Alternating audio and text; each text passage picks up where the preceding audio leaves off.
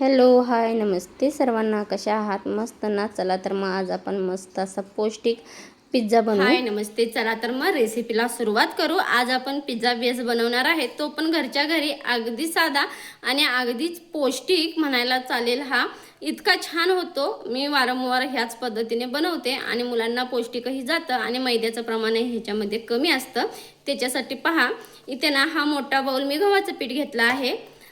त्याच्या निम्म्यांना आपला मैदा वापरला आहे ह्याच्यामध्ये. आणि हे आहे ते आपलं फ्रेश दही. त्याच्याबरोबरती ही पिठी साखर 2 चमचे, त्याची पावडर आहे ही.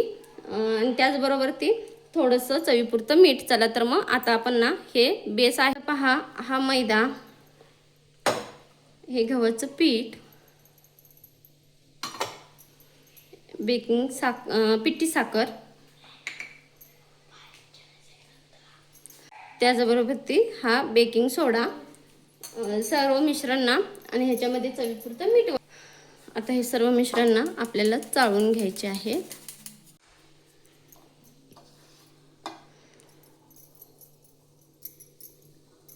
हे पहा, इथे ह्याच्यामध्ये दही वापरायचं आहे. आणि आधी दह्यामध्ये ना चांगलं हे पीठ मळून घ्यायचं आहे बरं का.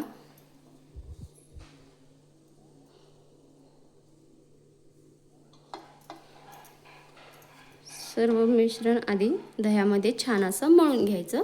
आता लागेल तसे पाणी घालून आपल्याला ह्याचा थोडासा सैलसर उंडा बनवून घ्यायचा आहे. त्यांना लागेल तसे थोडे थोडे पाणी घेऊन छान असे हे मळून घ्यायचं आहे. आता आपलं छान असं पीठ मळून झालेलं आहे. आता एक 5 मिनटं ना ह्याला झाकण देऊन ठेवून देऊ आपण. एक 5 मिनटासाठी आपण ठेवून ना 5 मिनटं आपण ह्याला ठेवून देऊ. आणि साहित्य पहा, इथे ना टॅमॅटो सॉस घेतला आहे. त्याचबरोबर ती रेड चिली सॉस, हा पिझ्झा सॉस आहे, सोया सॉस, शेजवान चटणी,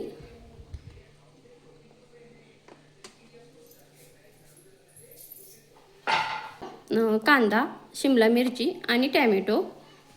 आता आपण ना आणि 2 आपल्याला प्लेट तयार करून घेणार आहे आणि एक दुसऱ्या प्लेटमध्ये पिझ्झा बेस तयार करून घेणार आहे. पिझ्झा बेस बनवायचे आहे, त्यामुळे मी दोन्ही बाजूला कढई ठेवून घेतलेली आहे. आता पिझ्झा बेस आपण बनवला ना की आपण कढई चालू करू आणि कढईला स्टीम होण्यासाठी एक 10-15 मिनटं ठेवून देऊ. त्यामुळे दोन्ही बाजूला आपले पिझ्झा बेस तयार होणार आहेत. आता आपण आपला पिझ्झा बेस आहे ना तो करून घेऊ. बघा, पीठ छान नरम झालेलं आहे आपलं.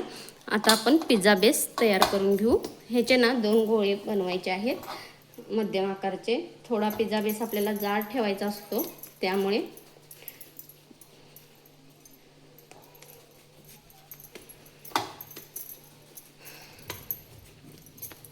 पिझ्झा बेस बनवू.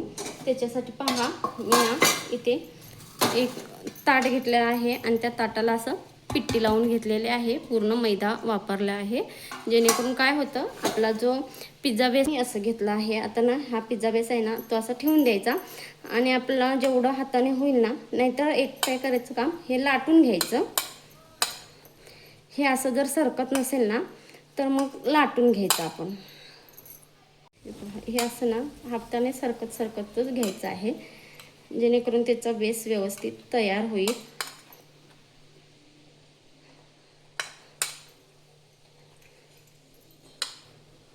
काठी चमच्याच्या साहाय्याने ना असे छिद्र पाडायचे आहेत. तुम्हाला माहितीच असेल, बेस आता आपण विकत जरी बेस आणला तरी त्याला असे मध्ये मध्ये स्पॉट असतात पहा. टॅमॅटो सॉस, सोया सॉस,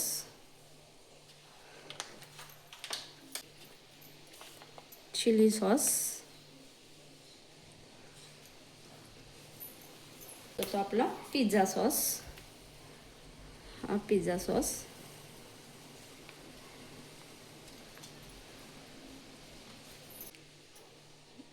हे आपला सोया सॉस. आणि सर्व हे सॉस ना मिक्स करून घ्यायचे आहे.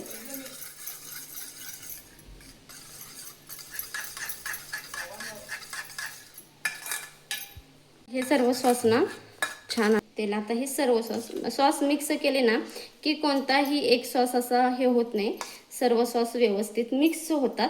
त्यामुळे मी कधी पण असे सर्व सॉस मिक्स करते आणि मगच ह्याच्यावरती लावून देते.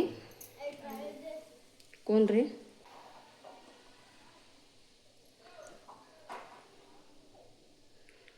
हे मॉर्झेला चीज आहे बरं का.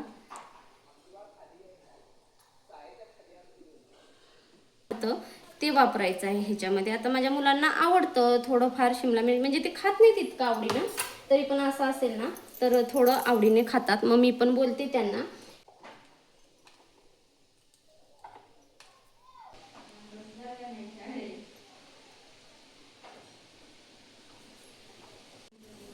त्यावरती ना थोडंसं आपल्याला चाट मसाला भुरभुरायचा आहे बरं का. तुमच्या आवडीप्रमाणे तुम्ही चाट मसाला वापरू शकता. मी ना थोडंसं चिली फ्लेक्स. पेस्ट तर तयार झालेला आहे. आता ना आपण ह्याला ना थोडंसं दूध आणि साखर आहे पहा, हे ना ह्याला इथून कडवून असं लावून द्यायचं आहे, जेणेकरून काय होतं ह्याला कलर छान येतो पिझ्झाला. त्यामुळे कडवून असं पिझ्झा बेसला दूध आणि साखर. मी कढई ठेवली होती, कढई छान तापलेली पण आहे. आणि ह्याच्यावरती आता आपण पिझ्झा बेस टाकून ना पटकन असं हा मध्यम गॅसवरती ना पिझ्झा आपल्याला शिजवून घ्यायचा आहे. आणि ह्याची वाफ बाहेर जाऊ नये म्हणून मी असं ह्याच्यावरती जाड पाण्याचं हे काय आपण बघू. हे पहा किती छान कलर आलेला आहे पिझ्झाला आणि मस्त झालेला आहे पिझ्झा. आणि आपला पिझ्झा शिजला की नाही कसं ओळखायचं, त्याला असं क्रश करायचं, म्हणजे जर आपलं प्लेन आली ना काटा चमचा की समजायचं आपला पिझ्झा तयार. हे पहा इथे आपला आता पिझ्झा तयार झालेला आहे. खूप छान बेस आपला तयार झालेला आहे बरं का. आणि पिझ्झा ही खूपच छान दिसायला तरी खूप छान दिसतोय, त्याच पद्धतीने चवीलाही अप्रतिम झालेला आहे. आता मुलांना देते. इथे पहा इथे वैष्णवी पण आहे. आणि आम्ही असं म्हणजे आमच्याकडे काय पिझ्झा बेस कटिंग करायचं कटर नाही आहे, त्यामुळे मी सुरीनेच कट करते. आणि छान पौष्टिक असा आपला पिझ्झा तयार झालेला आहे. तुम्ही पाहू शकताय किती छान असं ह्याला चीजही लागलेला आहे. चला तर मग व्हिडिओ आवडला तर आता चॅनलला लाईक शेअर सबस्क्राईब नक्की करा.